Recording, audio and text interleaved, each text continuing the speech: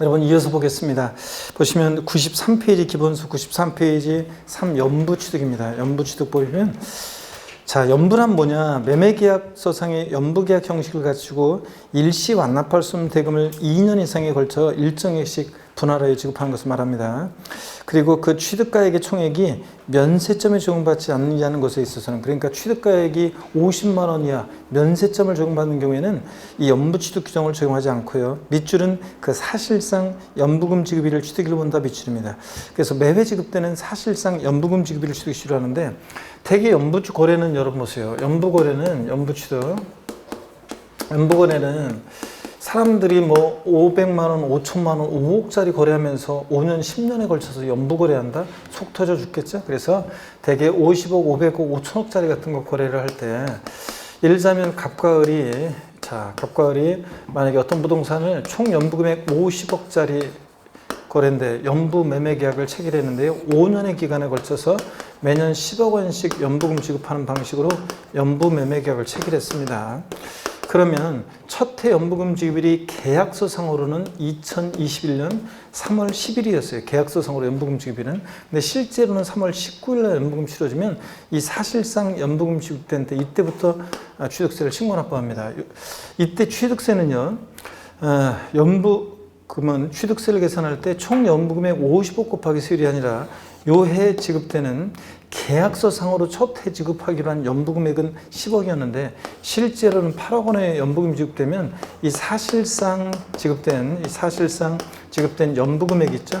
8억 원을 과세 표준 금액으로 해요. 그래가지고 8억 곱하기 세율에서 나온 세액을 이때부터 이제 신고납부합니다. 그 다음 연도도 사실상 연부금 지급된 때를 취득시기로 해서 요해 지급된 사실상 연부금액으로 해가지고 취득세 계산해서 신고납부합니다. 그러면 매회 이렇게 다른 연도와는 다른 사실상 연부금 지급일마다를 독립적인 취득시기로 하고 매회 사실상 지급되는 연부금액을 과세 표준으로 함으로 인해서 어떤 효과가 생기냐면 한 번에 50억 곱하기 세율 하면 취득세 목돈 나가는데 이렇게 함으로 인해서 5년 동안 취득세를 분할 납부하는 효과가 생기잖아요. 그래서 취득자의 납부 부담을 줄여주기 위해서 연부취득의 경우에 취득시를 이렇게 매회 사실상 연부금 지급일을 취득일로 봅니다. 그래서 밑줄은 사실상 연부금 지급일인데 돼지꼬리 땡냐에서 계약상 X예요. 계약상 연부금 지급일이다 그러면 틀려요.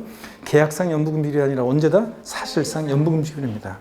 양가로 2번 사실상 연부금 지급일 전에 등기를 먼저 하면 당연히 그 등기일에 취득한 것을 보고요. 그 다음에 2번 무상승계 취득의 취득시기를 봅니다. 양가로 1번에 보면 증여 기부 등에 의한 무상취득의 경우는 그 계약일에 취득한 것을 본다 밑줄이에요. 자, 증여는 여러분이 우리가 민법에서 등기일이다 그러면 틀려요. 계약일이지 등기일 아닙니다. 증여는 우리가 민법 배우잖아요. 증여는 낙성 불료식 계약이다. 증여는 계약이 성립하려면 상대방의 낙이 있어야 되는 계약이다 이렇게 배우죠, 여러분. 진짜 너는 맨날 하는 일이 그 모양이냐. 너 사업 실패해가지고 또 뭐 빌빌댄다고 소문짝 났던데 와서 보니까 진짜 그렇네. 너는 맨날 좀 일 좀 똑바로 하지. 진짜. 내가 돈이 남아들어서는데 한 1,000만 원 줄까? 청약의 의사표시했는데 상대방이 됐다 임마. 그럼 뭐 한 거예요? 거절했죠. 증여계약 불성립합니다. 근데 이번에는 친구야. 사업 실패했다고 힘들어한다고 하는데 와서 보니까 마음이 안 좋다. 내가 힘들 때 네가 나 도와줬는데 나는 이거밖에 못 도와줘서 미안해. 친구야 힘내라. 그랬더니 상대방 친구가 고마워 친구야. 그럼 뭐 한 거예요? 승낙한 거죠. 증여는 이렇게 계약입니다. 근데 왜 이렇게 증여는 이렇게 계약일 빨리 계약일을 취득시키려 하냐면 내 전 재산을 어느 사회복지단체에 기부하겠습니다 해놓고 하룻밤만 자보세요. 전 재산은 좀 많은 것 같고 반만 기부하겠습니다 이렇게 되고 하룻밤 또 자면 그냥 반의 반 막 줄어들 거 아니에요. 그렇기 때문에 증여는 땀만 먹지 못하도록, 또 증여는 서면에 의해서 되게 증여 계약서를 다 써요. 그 증여 계약일을 취득시합니다. 근데 시험에서 바꾸면 증여 기부 등에 의한 무상 취득은 등기일을 취득시하는 바꿔요. 아니고 원칙은 언제다? 계약일입니다. 양가로 2번 상속 또는 유증으로 인한 취득의 경우에 상속은 상속계실, 유증은 유증계실에 취득한 것으로 봅니다. 그래서 유증은 유언으로 증여하는 거니까 유증계실이라는 것은 증여자가 사망했을 때를 말하는 거고요. 상속, 상속계실, 유증계실. 증여는 계약이라는. 양가로 3번 또 제목을 달아놓습니다. 양가로 3번에다가 뭐라고 제목 달아놓냐면 역시 계약 해제예요. 무상승계 취득의 경우 계약 해제입니다. 아까 유상승계 취득의 계약 해제를 배웠고요. 이번에는 무상승계 취득의 계약 해제입니다. 제목을 계약 해제라고 제목을 달아놓으세요. 자, 먼저 해당 취득 물건을 여기가 포인트입니다. 자, 쫙 밑줄인데 등기 등록하지 아니하고 여기다 별 표시합니다. 등기 등록하지 않고 다음 연에 해당하는 서류에 의해서 계약이 해지된 사실이 입증된 경우에는 취득한 것을 보지 않습니다. 쫙 밑줄이요. 취득세 안 냈으면 낼 필요 없고 낸 게 있으면 돌려주고요. 근데 어떤 서류에 의해서 해제 사실이 입증돼야 되느냐? 달달 외울 건 아니고 화해조서, 인락조서. 자, 2번 공정증서, 3번 계약해제 신고서. 아까 유상승계 취득 계약해제 입증 서류와는 차이가 납니다. 아까는 4가지가 있었어요. 그래서 매매 거래 계약 해제 등 신고서 해가지고 하나가 더 있었는데 그 차이점까지 우리 시험에서 물어볼 가능성은 낮으니까 그냥 차이가 있다는 것만 한번 보시고요. 하여튼 이런 서류에서 입증될 때 취득한 걸 보지 않습니다. 근데 역시 시험에 나왔던 것이 제가 맨날 강의할 때 이거 포인트는 60일이 포인트가 아니라 이거는 등기 등록하지 아니하고 이게 포인트라고 했는데 이게 이제 시험에 나왔던 것이 등기한 후 자, 해당 취득 물건에 대해서 등기한 후 계약 해제가 되고 해제된 사실이 화해조서 등으로 입증될 때 취득한 걸 보지 아니한다. X입니다. 등기한 후에는 등기 등록이 된 경우에는 계약을 해제하고 입증이 되더라도 취득한 것으로 봅니다, 여러분. 이거 주의하시고요. 등기 등록이 되지 않았어야 돼요, 여러분들. 그 다음에 예외 봅니다. 계약일 전에 등기했다 그러면 언제고요? 등기일이요. 등기일이 빠르면 항상 등기일이지 뭐. 자, 넘어갑니다. 94페이지 원시 취득 등 그래가지고요. 자, 양가로 1번에 보니까요. 건축물을 건축 또는 개수에 의한 취득의 경우를 보겠습니다. 건축물을 건축했을 때 어느 때를 취득 실현하냐. 원칙적으로 건축물 건축 또는 개수에 취득하는 경우에는 밑줄이요. 사용승인서. 밑줄 그리고 가로 일단 생략하고 아래로 3줄 내려오니까 내주는 날과 찾으셨습니까?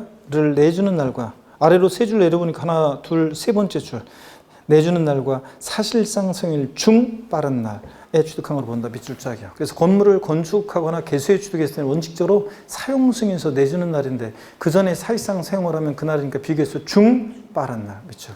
근데 이 사용승인서에는요. 가로 안에 보니까 준공검사 증명서나 또는 준공인가증 또는 건축관계법령에 따른 사용승인서에 준하는 서류 이런 것들을 내주는 날도 포함합니다. 그래서 사용승인서뿐만 아니라 준공검사 증명서나 준공인가증 내주는 날과 사실상 사용일 중 빠른 날을 취득시키기로 하고요.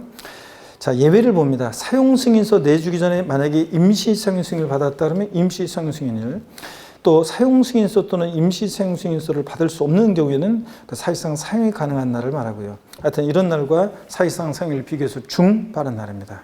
자, 이렇게 해서 눈에 익히면 됩니다. 양가로 2번을 보니까요. 주택조합이 조합원에게 귀속되지 않는 토지, 즉 비조번용 토지를 취득했을 때 취득시입니다. 동그라미 1번 주택법에 따른 주택조합이 밑줄이요. 그리고 읽어볼게요. 주택 건설 사업을 하면서 조합원으로부터 취득한 토지 중에서 조합원에게 귀속되지 않는 토지를 취득하는 경우에는 자, 여기 밑줄입니다. 주택법에 따른 자, 사용검사 받은 날 밑줄이요.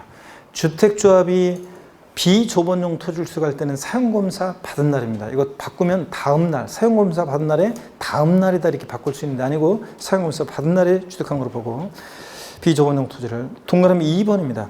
도정법에 따른 또 밑줄이요. 도정법에 따른 주택 재건축 조합이 밑줄. 그리고 읽어볼게요. 주택 재건축 사업을 하거나 빈지 및 소규모 주택 정비에 관한 특례법에 따른 소규모 재건축 조합이 밑줄이요.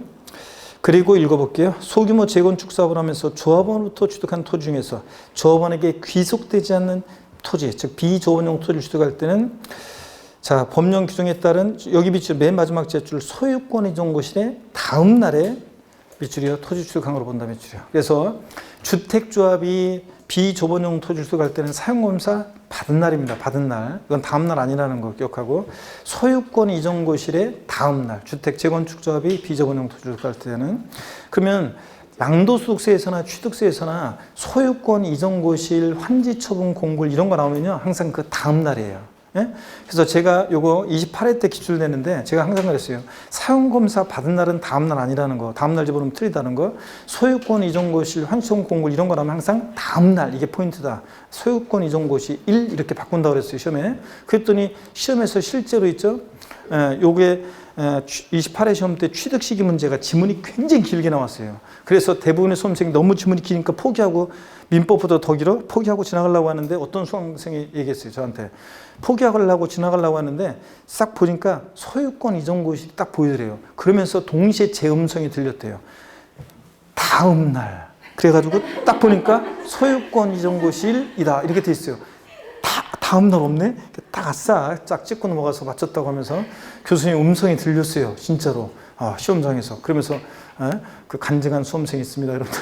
자, 그러니까 이거 소유권 이전고시 나오면 뭐다 이거는 다음 날 이게 포인트고 사용검사 받은 날은 뭐고 그냥 받은 날이고 다음 날 아닙니다. 아셨죠 여러분? 네, 이거. 자, 그 다음에 뭘 팔짱 딱 끼고 날 째려보고 있어 왜? 진짜 무섭게. 자, 한번 봅니다. 그 다음에 맨 아래 94페이지 봅니다. 양가로 1번 봅니다. 매립간촉 등으로 토지를 원시 취득하는 경우에 공사준공 인가일 빗줄이에요. 여러분 요 매립간촉으로 토지를 원시 취득했다면 공사준공 인가일인데 요건 시험에 30회 시험 때 어떻게 나왔냐? 이걸 바꿔서 나오는데 정답점으로 매립간촉으로 토지를 취득하는 경우에는 등기일이다. 아닙니다. 공사준공 인가일입니다. 밑줄이고 그 다음에 95페이지 예외는 그냥 읽어보시면 돼요. 다만 공사준공 인가일 전에 사용승낙이나 허가받았다? 그럼 그날이에요. 사용승낙 받으면 사용승낙일, 허가받은 허가일 또는 사실상 사용일 비교해서 중 빠른 날 이거고요. 쫙 밑줄이고 그 다음에 원칙을 잘 기억하면 돼요. 공사준공 인가일. 그 다음에 의제 취득, 간주 취득의 경우에서는 토지 지목 변경만 볼게요. 차량 등 종류 변경은 구조가 똑같은 거예요. 토지 지목 변경. 토지 지목 변경에 따른 취득은 밑줄입니다. 토지 지목이 사실상 변경된 날과 공부상 변경을 비교해서 중 빠른 날입니다. 옛날에는 이게 원칙 사실상 지목 변경일 불분명할 때 공부상 지목 변경 그랬어요. 바꾸면 옛날 규정으로 식으로 바꾼다고 했는데 시험에 30회 시험 때 나왔던 것이 토지 지목 변경에 따른 취득은 사실상 지목이 변경된 날이다. 이렇게 나오면 틀려요. 자, 공부상 변경일과 비교해서 중 빠른 날입니다. 동등한 위치에서 지금은. 그래서 중 빠른 날이라는 거 비추리고 그 다음에 양가로 2번은 읽어서 이해하시면 돼요. 토지 지목 변경 이전에 사용하는 부분이 있으면 사실상 사용한 날이고 이런 것도 됐습니다. 나머지는 기타 취득 시기는 볼 필요 없습니다. 자, 이렇게 해서 취득 시기를 다 봤고 한 가지만 더 보고 갈게요. 96페이지 맨 아래 3번입니다. 96페이지 3번에 이혼에 따른 제3분할로 인한 취득을 봅니다. 이혼할 때 제3분할로 인한 취득. 민법 규정에 따른 제3분할로 인한 취득의 경우에는 그 취득 물건의 등기일 또는 등록일 취득을 본다. 밑줄자 여기 밑줄이요. 등기일 또는 등록일이요. 남편에서 내 명의로 등기한 날, 등록한 날을 취득시로 합니다. 제3분할로 인한 취득은 언제다? 등기일 또는 등록일이고. 그 다음에 실력 체크 문제 보겠습니다. 지방세법상 취득의 시기에 관한 설명으로 틀린 거였는데요. 30회 문제입니다. 상속으로 취득한 자산을 어느 때를 취득시로 한다고 했어요? 상속개시. 자, 97페이지 공매 방법에 의한 취득의 경우에는 자, 국수공판법이잖아요. 공매 경매. 객관성 있는 거래니까 국수공판법 거래니까 사실상 장음질인데 등기일이 빠르면 등기일이니까 비교해서 중 빠른 날. 이런 표현 맞다고 그랬죠? 네. 3번 건축가 취득하는 경우로서 사용승인서 내주기 전에 임시 사용승인을 받았다. 그러면 그 임시 사용승인일과 사실상 사용일 비교해서 중 빠른 날. 그 다음에 민법 규정에 따른 제3분할로 인한 취득은 남편의 내 명의로 뭐한 날? 등기한 날. 등기일 또는 등록일이고. 5번 관계법령에 따라 매립간촉으로 토지를 원시 취득했을 때는 언제라고요? 공사준공 인가일. 공사준공 인가일이지 등기를 아니라고 했습니다. 공사준공 인가일. 자, 그래서 5번이 정답이었습니다. 제7절 과세표준입니다. 별표 3개 합니다. 역시. 그래서 과세표준 세율은 항상 세금 계산 어떻게 할 거냐. 이거는 항상 출제 1순위입니다. 자, 펴놓고요. 제 설명을 또 한번 들어봅니다. 여러분. 자, 그래서 고기를 드시고 내가 아까 뭐 하나를 줘가지고 먹을 걸 줘가지고 그걸 먹었더니 그래서 훨씬 낫네요. 그렇지 않았으면 지금 시간이면 1시 넘어가면 허리가 자꾸 숙여질 시간인데 저 밥심으로 강의하는데 지금 배고파가지고 원래 아침은 많이 못 먹어요. 조금밖에 못 먹기 때문에 원래 안 넘어가잖아요, 아침에. 근데 강의 때문에 어쩔 수 없이 저는 먹고 강의를 하는데 조금이라도. 근데 먹고 오는데 한 1시 정도 되면 이미 다 그 칼로리 소비되고 없어지기 때문에 그냥 그런데 좋습니다. 일단. 자, 아니 계속 그러라는 얘기는 아니고 어떻게 얘기하다 보니까 또 말이 이상하게 돼버렸네. 어떻게 하여튼 그렇습니다. 자, 여러분 여기 보시면 취득세 과세 표준이요. 우리가 세금 계산 어떻게 하냐면 세금 계산은 다 이렇게 합니다. 지방세나 국세나 과표가 결정이 되면 곱하기 세율에서 우리가 뭘 구하냐면 산출세액을 구해요. 지방세나 국세나 세금 계산은 다 이렇게 합니다. 과표 결정되면 곱하기 세율에서 산출세액 이거예요. 과세 표준이라는 것은 과표, 세금을 계산하는데 기초가 되는 수량이나 가액 등을 말하고요. 그럴 때 이 과세 표준이라는 것이 취득세는 과세 표준이요. 취득가액이에요. 나 그 부동산 1억 원에 취득했다고 하는 그 가액이에요. 취득가격. 1억 원이면 1억, 5억이면 5억 원. 거기다 곱하기 세율입니다. 등록면허세는 과세 표준이 등기하는 그 부동산 가액을 과세 표준이에요. 등기하는 부동산 가액. 근데 나중에 또 처음 오신 분들은 나중에 배우겠지만 등록면허세는 건수나 채권 금액 같은 이런 것들이 또 과세 표준이 되기도 하고 그렇습니다. 그렇지만 부동산 등기할 때는 부동산 가액을 과세 표준하고요. 재산세 과세 표준은 재산가액이에요. 재산가액이 과세 표준인데 취득세나 등록면허세는 신고 납부하는 세금이니까 이걸 누가 결정하냐면 우리 같은 납세 의무자가 과세 표준을 결정합니다. 근데요, 재산세는 보통 징수하는 세금이니까 지자체장, 과세주체가 이것을 결정하고요. 취득세, 등록면허세는 신고 납부하는 세금이니까 납세의무자가 결정합니다. 그럴 때 납세의무자가 원칙적으로 일반적 거래의 경우에는 납세 의무자가 원칙적으로 신고하는 가액을 과세 표준해요. 취득 당시, 정확히 얘기하면 취득 당시 나 얼마에 그 부동산 취득했다 신고하는 가액을 과세 표준합니다. 신고 가액을. 근데 예외적으로 지방세 과세 시가 표준액을 과세 표준 금액으로 하는 경우도 있습니다. 시가 표준액. 시가 표준액이라는 게 뭐냐면 여러분, 자, 제가 뭐 기초인문이나 그 기본 이론의 과정에서는 용어 자세히 설명했는데 오늘 말로 할게요. 우리가 공시가격이란 말이 있는데 공시가격 들어보셨죠? 공시가격. 자, 국세에서는 기준시가라고 하고 지방세에서는 시가표준액이라고 합니다. 시가표준액이라는 것은 지방세를 과세할 때 물건에 대한 기준이 되는 가격이고 지방자치단체장은 항상 세금 계산할 때 무엇으로 계산한다? 시가표준액으로 해요. 여러분 집에 대해서 1년에 한 번씩 보면 저 광명시장이 재산세, 여러분 집에 대해서 재산세를 계산해서 납세 고지서를 보내옵니다. 아니, 뭘 근거로 도대체 광명시장은 재산세, 여러분 집에 대해서 재산세를 계산하냐? 뭘 근거로 계산해요? 시가표준이에요. 자, 우리가 얼마 전에 전국적으로 표준주택 가격이 산정고시가 됐습니다. 자, 발표가 됐었는데 표준주택 가격이라는 게 뭐냐면 각 지역마다 주변 주택 가격에 영향을 줄 수 있는 대표성 있는 주택을 선정해요. 그걸 표준주택이라고 하고 국토교통부 장관이 선정합니다. 그래서 이것을 국토교통부 장관이 산정고시했는데, 자, 지금 최근에 부동산 가격 상승, 주택 가격 상승과 또 시가 반영률이 계속 높아지고 있기 때문에 지금 공시 가격이, 즉 표준주택 가격이 작년보다 많이 올랐다 그랬죠? 그러면 이제 표준주택 가격을 참작해서 시장군수구청장이 개별 주택들의 가격, 아파트 같으면 공동주택 가격, 자, 단독주택이나 다가구 주택은 그 개별 주택 가격을 산정고시예요. 한 4월 달에 이제 발표가 되는데, 그러면 여러분요, 표준주택 가격이 올랐으니까 당연히 여러분 집 공시가격도 당연히 올해 어떻게 한다? 올라간다 생각하시면 되고, 자, 공시가격이 시가표준액이 올라가니까 당연히 올해 여러분 재산세 부담이 어떻게 한다? 늘어난다 생각하시면 되고, 다만 1세대 1주택인데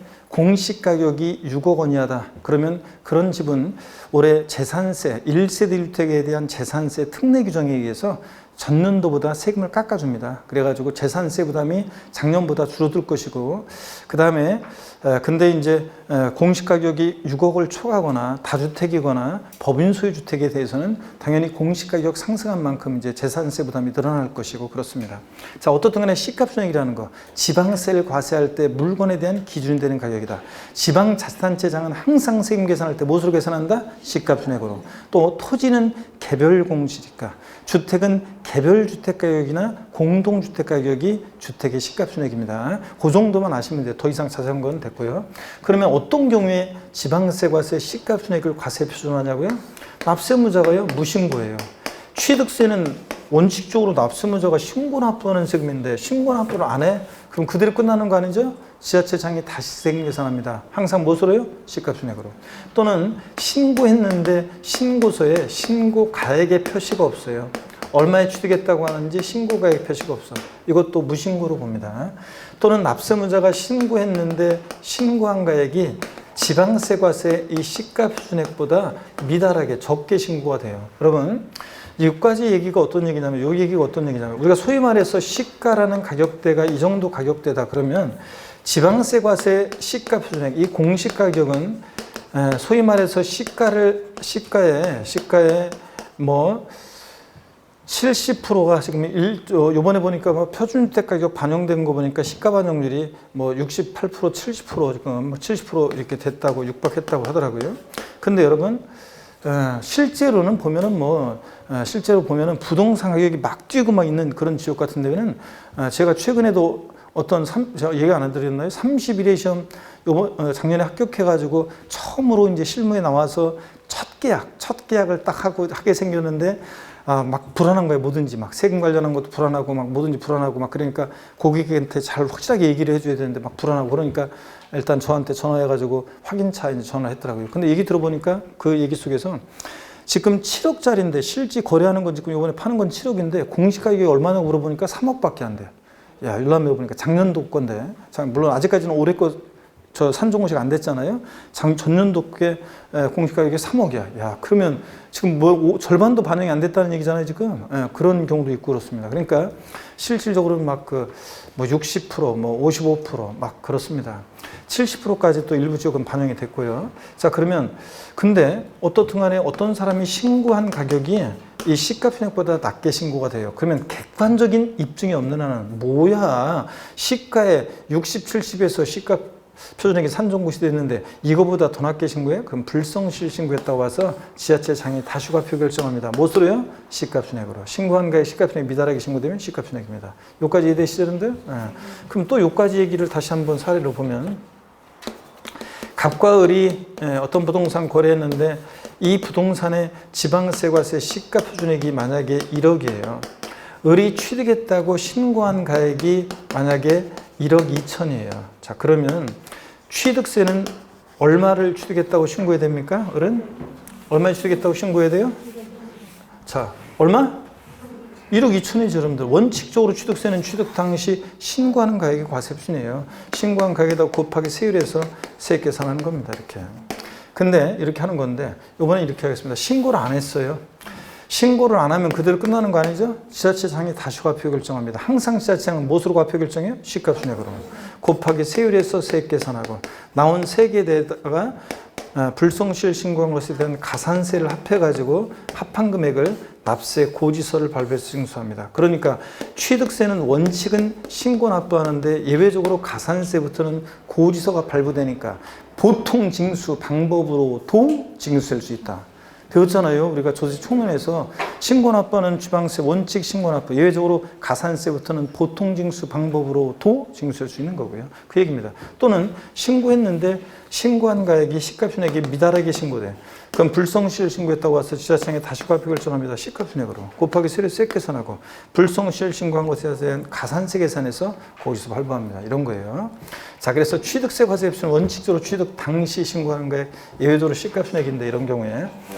근데 특례가 있어요. 언제나 항상 시가순액에 관계없이 사실상 취득가격을 과세 표준금액으로 하는 경우도 있습니다. 근데 이거는 아무 때나 인정 안 해요. 아무 때나 인정하면 뭐 다 시가총액보다 낮게 신고할 거 아니에요. 그래서 요거는 취득 가격을 객관적으로 증명할 수 있는 거래만 인정하는데 제2에서 객관적 취득 나왔다. 그럼 뭐예요? 국, 수, 공, 판, 법입니다. 근데 취득세 취득 시기에서 계약서와 상관없이 사실상 잔금 지급일 취득 시라는 객관적인 취득은 국, 수, 공, 판, 법입니다. 그처럼들 국가, 지자체, 조합부터 취득하거나 수입에 있어 취득하거나 공매, 경매 방법으로 취득하거나 판결문에 있어 입증되거나 단 판결문에서 단 화해, 인락, 포기, 자백 간주한 것은 포함해 제외하고 객관성 없고요. 법인장부로 입증되거나 이건데 과세 표준에서는 하나가 더 들어가요. 자, 부동산 거래 신고 등에 관한 법률에 의해서 신고서 제출해서 부동산 거래 신고 등에 관한 법률에 의해서 신고서 제출해서 검증받은 취득의 경우는 객관성이 있다고 본다고 그랬습니다. 그렇죠, 여러분들? 그래서 어떤 경우냐면 어떤 지역에 땅값이 이 정도 가격대에 있었는데 대형 국책사업 유치된다고 소문나서 막 외진도 달라붙고 땅값이 막 올라갔습니다. 이 정도 가격에 시가가 형성돼 있고 시가를 반영해서 지방세, 과세, 시가총액이 산정한 것이 되는데 대형 국책사업 옆 동네 뺏기면서 이 동네는 별 볼 일 없다 땅값이 다시 내려갑니다. 시가총액보다 더 낮은 가격대에 거래가 있었고 공인중개사 거래를 중개해서 신고 제출 이게 중요해요. 관련 법령에 따라서 검증을 받았습니다. 그래 맞아. 한참 올라갔을 때를 반영해서 시가총액 산정고시 됐는데 무산돼서 땅값이 시가총액보다 낮게 거래됐을 것이다. 검증받은 경우에는 이 신고한 가액을 사실상 취득가액으로 합니다. 사실상 취득가액으로 한다는 말 속에는요, 여러분, 시가 표준액에 관계없이, 이 말이 숨어 있다고 생각하시면 돼요. 시가 표준액에 관계없이 높든 낮든 이 사실상 취득가액을 취득세 뭐로 한다? 과세 표준합니다. 그래서 자, 국수, 공판법, 부 같은 객관적인 취득은 사실상 취득가액을 과세 표준합니다. 시가 표준액에 관계없이. 근데 다만 이건 유상승계 취득일 때가 국수공판법 부 아싸 사실상 취득가액이지 만약에 무상 취득하잖아요. 사실상 취득가액에서 제외되는 경우가 있는데요. 사실상 취득가격에서 제외되는 경우가 있는데 만약에 여기 보세요. 무상 취득의 경우에는 사실상 취득가격에서 제외됩니다. 아니 국가로부터 지자체로부터 법인으로부터 부동산을 무상으로 취득했어요. 그러면 사실상 취득가액이 얼마예요? 0원. 빵원 곱하기 세로는 빵 되잖아요. 그래서 무상 취득은 사실상 취득에서 제외됩니다. 자, 그 다음에 그 다음에 무상 취득은 사실상 취득에서 제외되고 또 하나가 이제 소득세법 규정에 따른 아직 안 배운 건데요. 부당행위 계산 부인 규정에 의한 취득이 있습니다. 부당행위 계산 부인 규정에 의한 취득인데 부당행위 계산 부인 규정에 의한 취득인데요. 여러분 아직 안 배웠지만 한번 보세요. 부당하게 계산했는데 사실상 취득가액을 인정하면 되겠어요? 안 되겠죠? 그래서 이렇게 무상 취득과 부당행위 계산 부인 규정에 의한 취득은 사실상 취득에서 어떻게 하냐? 제외됩니다. 자, 이렇게 해서 여러분들 취득세 과세 표준 다시요. 원칙적으로 취득세 과세 표준은 신고 납부하는 세금이니까 납세무자가 취득 당시 신고하는 가액으로 합니다. 예외적으로 신고 없거나 신고서에 신고 가액의 표시가 없거나 신고한 가액이 시가총액보다 낮게 신고되면 뭘 과세 표준해? 시가총액. 그 다음에 언제나 항상 시가총액에 관계없이 사실상 취득가액을 과세 표준하는 객관적인 취득 머리글자를 따서 어떻게 된다? 국수 공판법 부고 다만 이건 유상승계 취득일 때가 얘기지 무상 취득과 부당행위 계산 부인 규정에 의한 취득은 사실상 취득에서 어떻게 한다? 제외한다. 요거 얘기입니다. 자, 이렇게 해서 스토리처럼 기억을 하시고요. 교재 보겠습니다. 97페이지 일반적 거래 과세 표준입니다. 원칙 신고하는 가액인데 본문 밑줄입니다. 취득세 과세 표준은 취득 당시 가액으로 한다 밑줄. 다만 연부를 취득할 때는 연부 금액 밑줄이요. 매회 사실상 지급되는 금액을 말하며 거기 사실상에다가 돼지꼬리 땡냐에서 계약상 X요.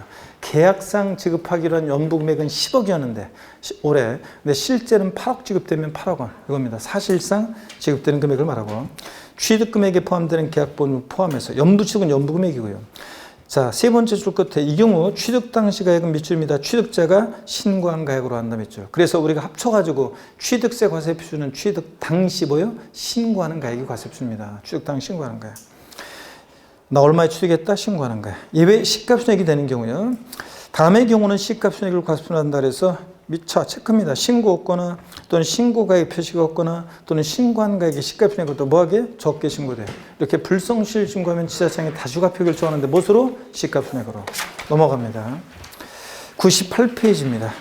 시가표준액이 어떻게 결정되는지 자세히 나와 있는데요. 이런 거 자세히 알 필요 없어요. 그냥 자, 지방세 시가표준액이라는 것은 지방세를 과세할 때 물건에 대한 기준 가격이고 항상 지자체장은 시가표준액으로 세금 계산하고 토지는 개별 공시지가 주택은 개별 주택 가격이나 공동주택의 주택의 시가표준액이다. 이 정도 마시면 되고 자세한 거 몰라도 돼요. 넘어갑니다.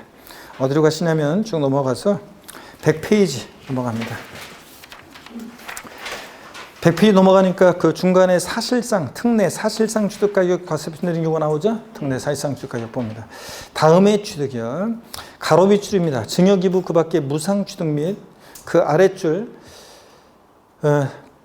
특수관계인가의 부당해인 계산 부인 규정에 따른 거래로 인한 취득은 제외 비출이에요. 사실상 취득가격에서 무상 취득과 이런 거 제외합니다. 그래서 시험에 잘 보셔야 돼요.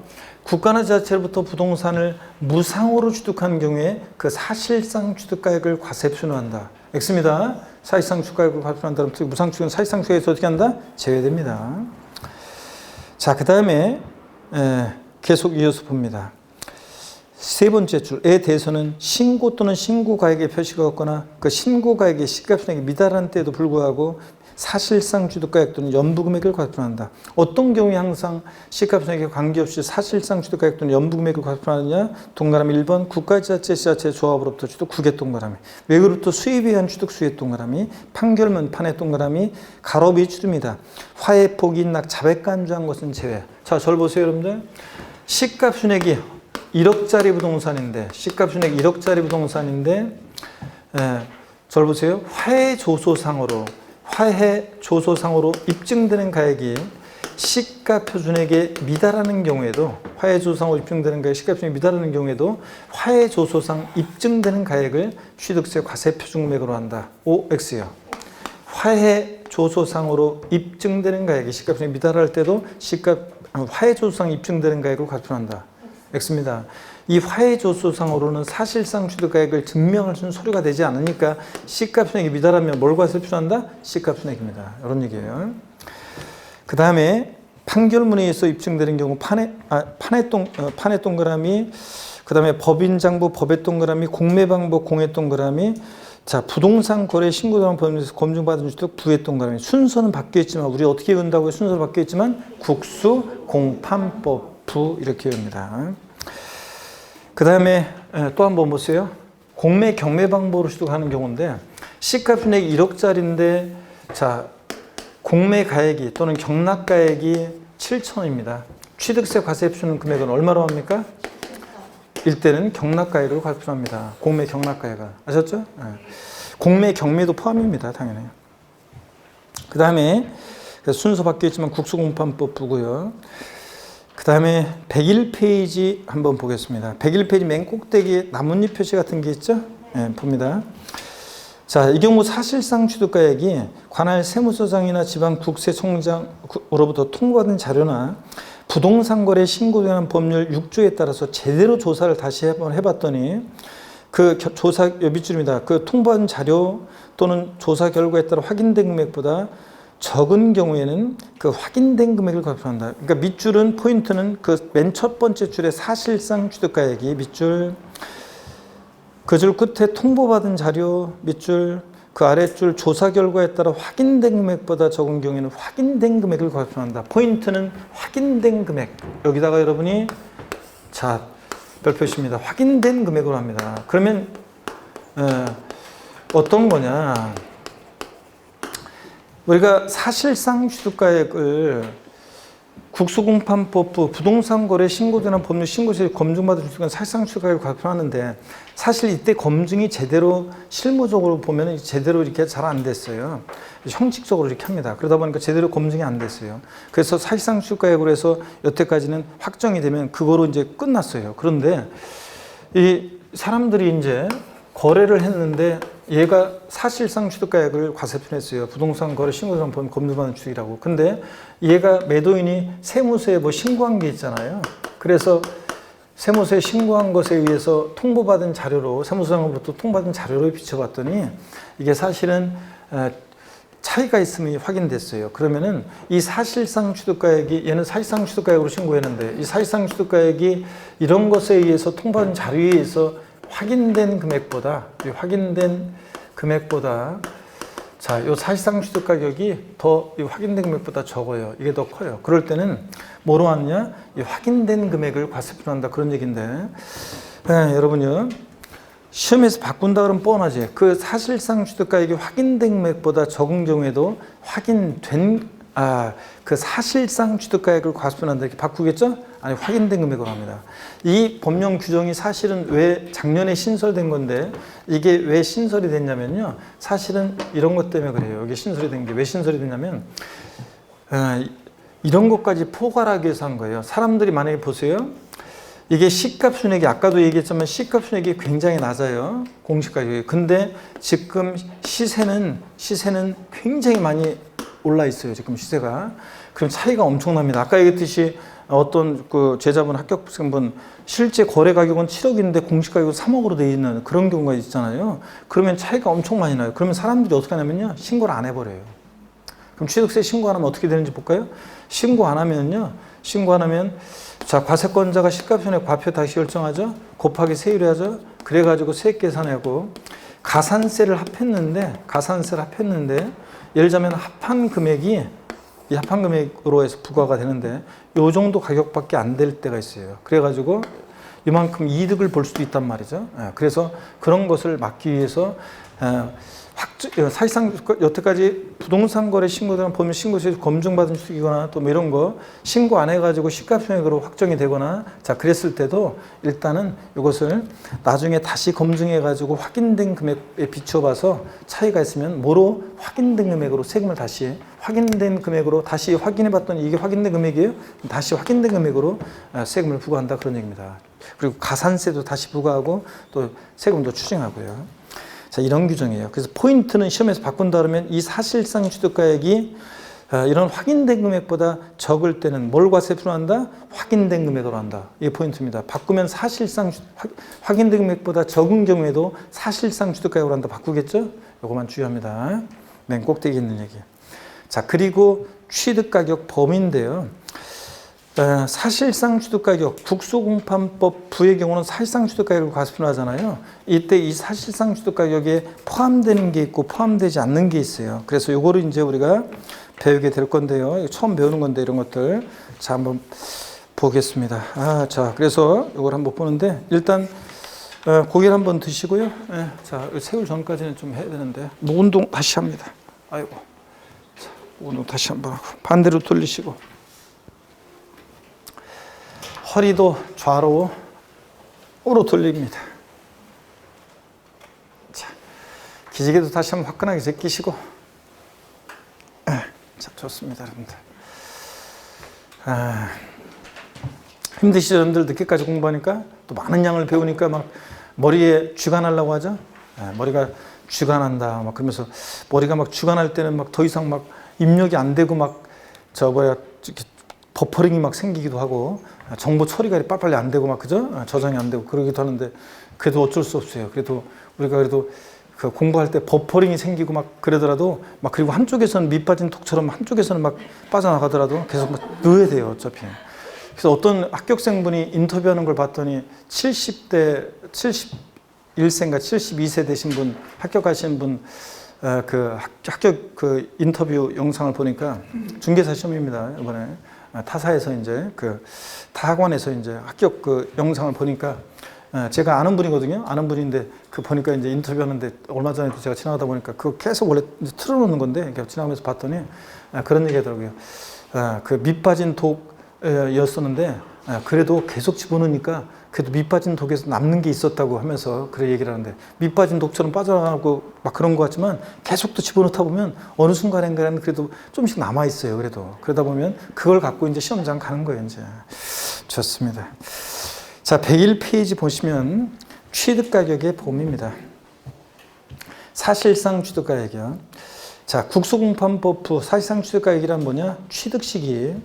그 아래줄을 기준으로 그 이전에 해당 물건을 취득하기 위해서 거래 상대방 또는 제3자에게 지급하였거나 지급할 밑줄입니다. 직접 비용과 다음의 원에다가는 간접비용이 합계액으로 한다 밑줄 자격. 그래서 직접비용뿐만 아니라 간접비용 다 포함합니다. 다만 취득대금을 일시급 등으로 지급하여 일정액을 할인받는 경우에는 그 할인된 금액으로 한다 밑줄 자격입니다. 자, 이건 어떤 거냐면 여러분 이런 거예요. 할인된 금액으로 한다. 자, 어떤 얘기냐? 예를 들어서 봅니다. 예를 들어서 어떤 사람들이 거래를 하는 데 있죠. 갑과 을이 거래를 하는데, 자, 이 부동산의 가격이, 자, 을이 지급하기로 한 약정 대금이 얼마냐면, 을이 지급하기로 한 약정 대금이 만약에 10억 원이에요. 약정 대금이 10억인데 을이 매매 대금을 일시에 지급합니다. 일시에 지급함에 따라서 갑이 기분 좋아서, 그래 내가 1,000만 원 깎아줄게. 할인액이 얼마냐면, 매매 대금을 일시에 지급함에 따라 할인 금액 얼마를 깎아줬냐면 1,000만 원을 깎아줬어요. 자, 그러면 말장난 같지만 할인된 금액은 얼마냐면, 할인된 금액은 얼마냐? 얼마입니까? 9억 9천입니다. 그러면 9억 9천. 그러면 취득세 과세 표준 금액은 얼마로 하냐면, 이 할인된 금액 9억 9천만 원을 취득세 과세 표준 금액으로 합니다. 그러면 이 매매대금을 일시에 지급함에 따라 할인받은 경우에 이 할인 금액은 취득 가격에 포함한다, 안 한다? 이건 취득 가격에 포함하지 않습니다, 여러분들. 그래서 매매대금을 일시에 지급함에 따라 할인받는 경우에 할인된 금액을 과세하니까 할인액은 취득 가격에 포함하지 않습니다. 이 사례를 알아두셔야 되는 거고, 이런 얘기입니다, 지금. 그 할인된 금액으로 한다. 자, 그 다음에 취득 가격에 포함되는 것과 포함되지 않는 것들이 쫙 나와요. 그래서 거기 포함되는 것들을 쭉 여러분들이 이제 눈에 익혀두고요. 포함되지 않는 것하고 비교해서 골라낼 수 있어야 되는데, 먼저 101페이지 동그라미 1번입니다. 자꾸 읽으면서 이거는 뭐 달달달은 어떻게 우리가 외워요? 그냥 자꾸 이해하면서 눈에 익혀두는 수밖에 없어요. 1번 건설자금에 충당한 차입금이자 이와 유사한 금융비용 포함합니다. 건설자금이자. 그 다음에 2번이요. 할부 또는 연부계약에 따른 이자액 상당의 연체료 밑줄이고요. 다만 법인이 아닌 자가 취득하는 경우에는 취득가격 연부금에서 제외합니다. 그럼 법인이 아닌 자가 취득할 때는 제외하니까 법인이 취득할 때는 어떻게 한다? 포함하는 거고요. 할부이자 연체료 포함하고.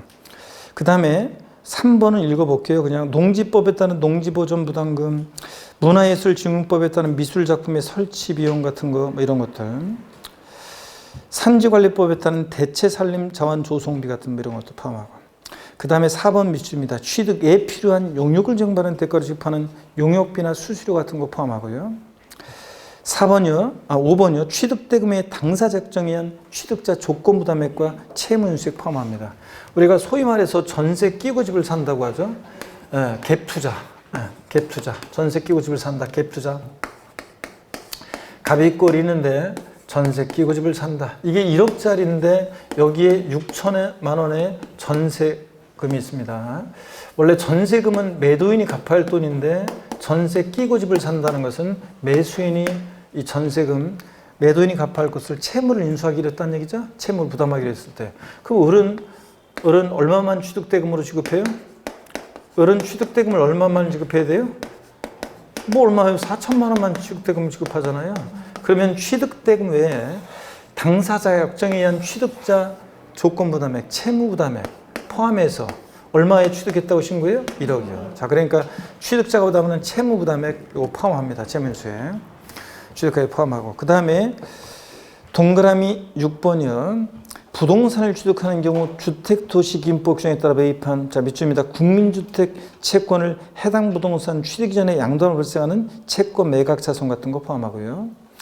그 다음에 7번 중요한 것도 밑줄입니다. 공인중개사법에 따른 공인중개에서 지급한 중개보수 있죠? 포함합니다. 근데 다만 법인이 아닌 자가 취득하는 경우에는 취득가격 또는 연부금액에서 제외한다 밑줄이요. 자, 그럼 무슨 얘기냐?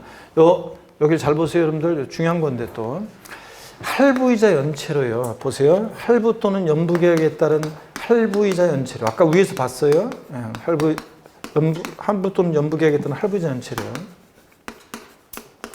또 지금 봤네요. 중개보수. 공인중개사에서 지급하는 중개보수요. 이런 것들은 누가 취득하느냐에 따라 달라져요. 보세요. 법인이 취득할 때 연체료 할부이자는 취득가격에 포함합니다. 근데 중개보수는 법인이 아닌 자, 개인이죠? 개인이 취득할 때 연체료 할부이자는 취득가격에 포함하지 않습니다. 사례 문제 나오면 누가 취득했느냐를 잘 보셔야 돼요. 뭐 이렇게라도 기억해요. 안 되겠습니다. 물론 이유가 있는 거지만 그냥 이렇게 그냥 간단하게. 법은 항상 바른 거잖아요. 법은 바른 거고. 이런 개 XX지 뭐. 자, 이렇게라도 기억합니다. 그래서 연체 할부 또는 연부계획에 따른 연체 할부이자 또 중개보수 누가 취득하느냐에 따라 달라지는데 법인이 취득할 때 법은 바른 거니까 O 포함하고 법인이 아닌 자 개인 이런 개 XX 포함하지 않는다. 이렇게도 기억합니다, 여러분. 그래서 꼭 알아두셔야 되고 저거 중요한 거였고요. 그 다음에 101페이지 동그라미 8번입니다. 밑줄이요. 붙박이 가구, 이게 작년에 추가된 것들인데 붙박이 가구, 가전제품 등 건축물에 부착되거나 일체를 누리면서 건축물의 효용을 유지 증대시키기 위한 설치 시설 설비 등의 설치 비용 같은 거 이런 거 포함하고 밑줄. 그 다음에 정원 또는 부속 시설물 등을 조성 설치하는 경우 아까 택지공사가 중공된 토지에서 자 정원 또는 부속 시설물 등을 조성 설치할 때 토지 소유자가 납세 문제였죠? 요거 밑줄이요. 이런 것도 포함합니다. 포함되는 것들 쭉 눈에 익히면서 특히 이제 중개보수, 할부자, 연체료 누가 취득하느냐에 달라지는 저런 것들을 꼭 주의하면서 이런 것도 눈에 자꾸 익혀두는 수밖에 없어요. 넘어갑니다. 102페이지입니다. 102페이지. 102페이지 보니까요. 취득가격에 포함되지 않는 비용을 봅니다.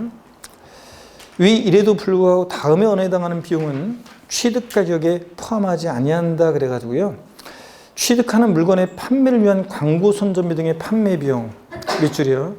신문에 분양 광고 내고 뭐 벼룩시장에 광고하고 이런 것들. 그 다음에 밑줄이요. 전기가스 사업법, 도시가스 사업법, 집단에너지 사업법 등. 자 여기 밑줄. 전기, 가스, 열 등을 이용하는 자가 분담하는 비용. 관련 법령에 따라 전기, 가스, 열 등을 이용하는 자가 분담하는 비용 포함하고요. 그 다음에 3번 이주비 밑줄, 지작물 보상금 밑줄이요. 등 취득물건과는 별개의 권리에 관한 보상 성격으로 지급하는 비용. 그리고 부가가치세 밑줄이요. 이런 것들은 자, 취득가격에서 어떻게 한다? 제외합니다. 사실상 추가해서. 부가세는 제외한다는 거 이런 것도 그렇고.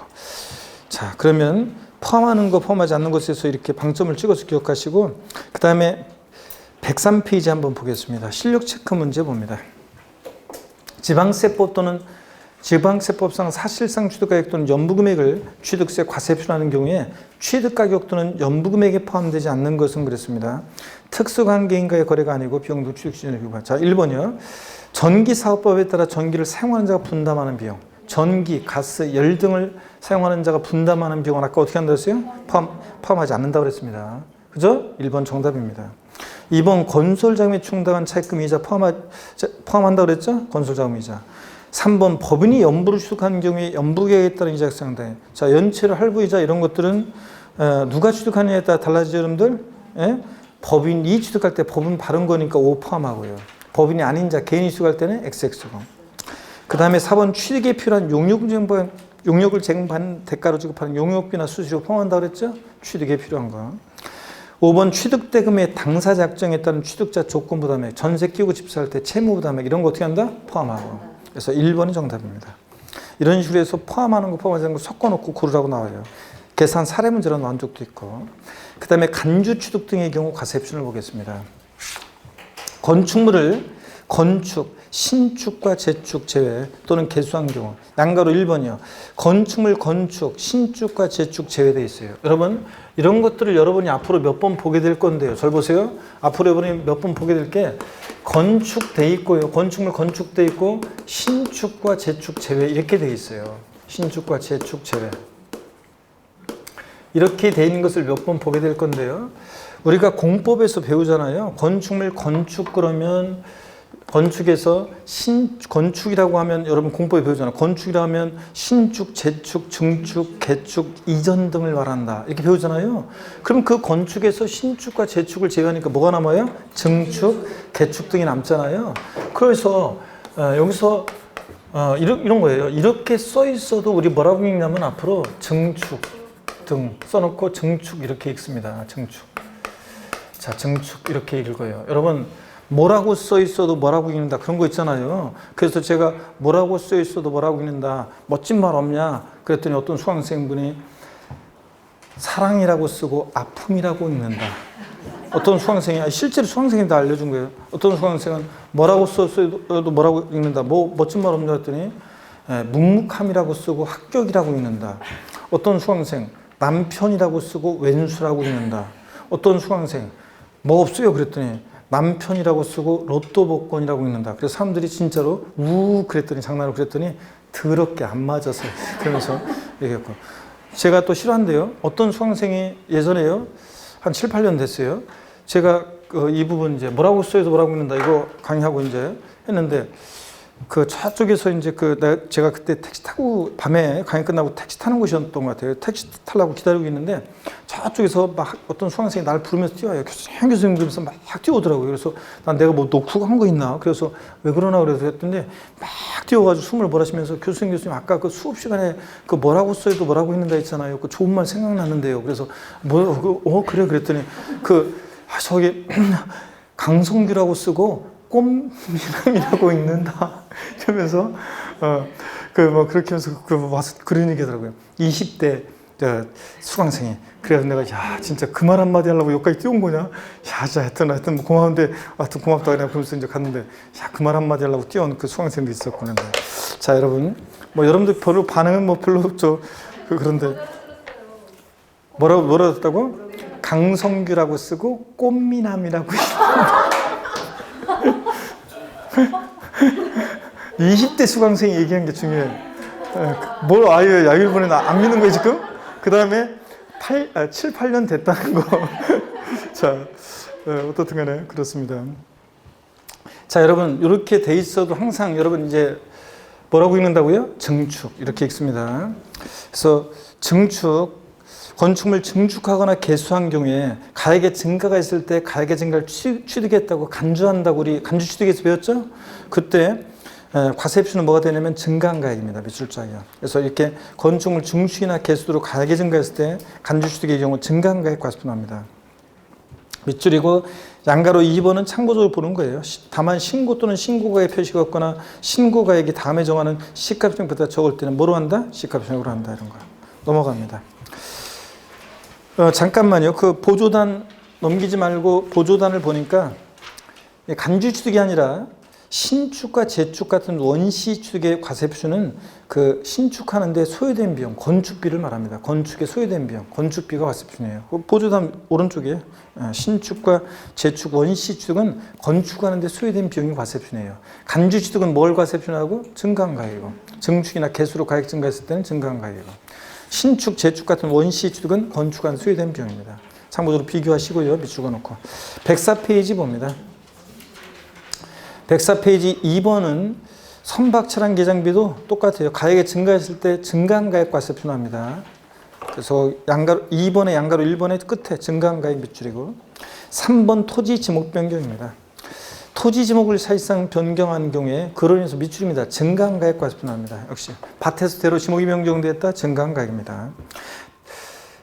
근데 그 양가로 3번을 봅니다. 이 경우 증가한 가액이라는 것은 뭐냐? 토지 지목 변경으로 있어 증가한 가액은 토지 지목이 사실상 변경된 때를 기준으로 해서 지목 변경 전의 시가표준액과 지목 변경 후의 시가표준액의 차액을 말합니다. 1억이었는데 5억이 됐다? 증가한 가액 4억 원 과세표준이에요. 4번 양가로 4번 밑줄입니다. 한편 판결문 법인장부로 지목비용이 든비용이 집행될 때는 뭐로 한다? 든비용으로 합니다. 밑줄 쫙이요. 자, 그래서 어떤 얘기냐면 여러분 보세요. 어떤 얘기냐면 이런 얘기예요. 아이고, 여기 봅니다. 우리가 개인이 토지 지목을 변경합니다. 갑 개인이, 자 보세요. 갑이라는 개인이 밭에서 대로 지목을 변경한다. 지목 변경. 자, 전에 시가표준액이 1억이고 지목 변경 후에 시가표준액이 5억이 됐다 그러면 취득세 과세표준액은 얼마냐? 지목 변경 후에 시가표준액에서 전에 시가표준액 뺀 이 증가한 가액 얼마입니까, 여러분? 4억 원이 과세표준이 됩니다. 근데 다만 보세요. A 법인이 이번에는 A 법인이 지목을 변경합니다. A 법인이 밭에서 대로 공장 용지로 지목을 변경한다고 하겠습니다. 지목 변경 전에 시가순위 1억, 지목 변경 후에 시가가 5억이 됐다. 근데 단 이 법인이 지목 변경하는데 지목 변경하는데 든 비용이 만약에 1억 2천이고요. 이 든 비용이 이 법인의 법인장부에서 입증되는 경우입니다. 취득세 과세 표준금액은 얼마로 합니까? 그렇습니다. 지목 변경의 든 비용으로 하는 거지. 예. 법인장부로 입증되는 든 비용이 과세 표준이 되는 거지. 예. 자, 증가한가액 아닙니다. 어떤 수강생분은 2억 8천이요. 왜요? 증가한가액 4억에서 비용 1억 2천 빼세요. 너무 앞서가면 안 되고, 자, 지목 변경의 든 비용입니다. 그래서 여러분, 일반적으로 지목 변경은 뭘 과세 표준하고 증가한가액을. 간주 취득은 원래 증가한가액이잖아요. 건축물 증축이나 개수로 가액이 증가했거나, 차량계 장비 선박 종류 변경으로 가액이 증가했거나, 자, 지목 변경도 증가한가액입니다. 간주 취득은. 근데 이렇게 판결문이나 법인장부로 지목 변경 든 비용 입증될 때 뭐로 한다? 든 비용으로 한다. 결론만 알아두세요. 그 다음에 4번 건축물 건축하거나 대손의 경우 한번 보겠습니다. 건축물 건축하거나 대손의 과세 표준이요. 법인이 아닌 자가 대시 끊습니다. 개인을 말하는 거죠. 법인이 아닌 자가 개인이 건축물 건축하거나 대손하여 취득하는 경우로서 대시 끊고요. 법인장부에서 입증되는 가격이 100분의 90 이게 포인트입니다. 이걸 100분의 80으로 바꿔서 옛날에 나왔는데 작년에 또 나왔었어요. 100분의 90을 초과하면 시가순위 및 사실상 취득가격을 과세하는 규정에도 불구하고 다음의 금액을 합한 금액을 취득가격으로 과세표준 산정한다. 그래서 어떤 금액들은 합한 걸 과세표준하느냐? 법인장부로 90% 넘게 증명되는 금액, 또 법인장부로 증명되지 않는 금액 중에서 소득세법상의 계산서 등으로 증명되는 금액, 또 3번 읽어보면 국유택 채권에 대한 매각차손 같은 거를 합한 금액인데 여기서 중요한 것은 이 서류가 이런 것들 이 금액이 이런 것들 합한 금액으로 이런 금액들이 중요한 게 아니라 100분의 90이요. 법인 아닌 개인이 시공회사한테 건축하거나 대손할 때 시공회사한테 맡겼겠죠? 그 법인이 법인장부를 작성 기록합니다. 개인이 법인장부 작성하는 게 아니라 그럴 때 그 법인장부를 몇 프로 넘게? 90% 넘게 입증될 때 제가 소소하게 자재를 개인적으로 구입한 것도 있고 용역을 준 것도 있어요. 그러면 90% 넘게 법인장부로 증명된 금액에다가 소득세법상의 계산서 등으로 증명되는 금액 등등 이런 것들을 합한 걸 과세표준합니다.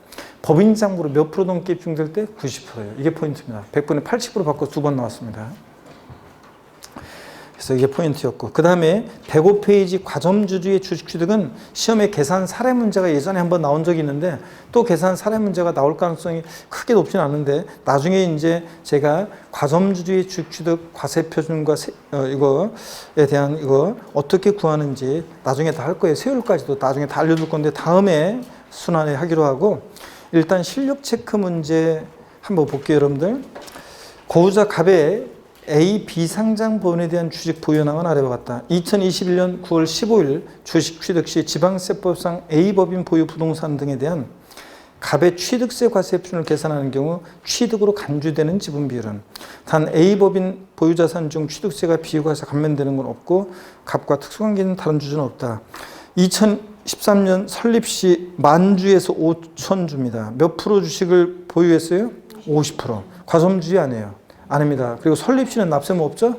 설립 시는 납세무도 없고 과점주 아니고 2010년 4월 29일 주식 취득해서 만주에서 6천주 과점주 아니었다가 최초로 과점주가 됐네요. 그럼 과세되는 지분 비율은 몇 프로예요? 60%. 전체 과세입니다. 만주에서 6천주니까 60%잖아요. 전체 과세입니다. 60%. 그랬다가 7월 18일 중에 양도에서 만주에서 3천주면 30% 보유하게 됐네요.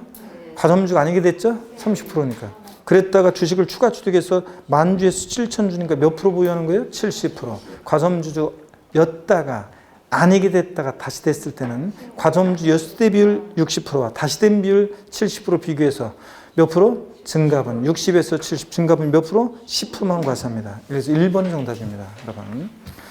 자, 그리고 106페이지 제8절 세율입니다. 우리가 다음 시간에 우리가 세율을 봅니다. 그래서 다음 시간에 세율을 보는데 취득세는 지방세 전체에서 세율이 아까 제가 제일 어렵다고 그랬죠.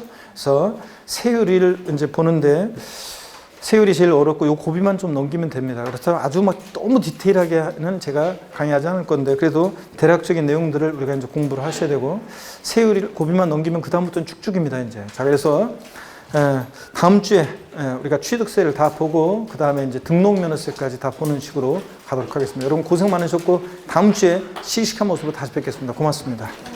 수고하셨습니다, 여러분.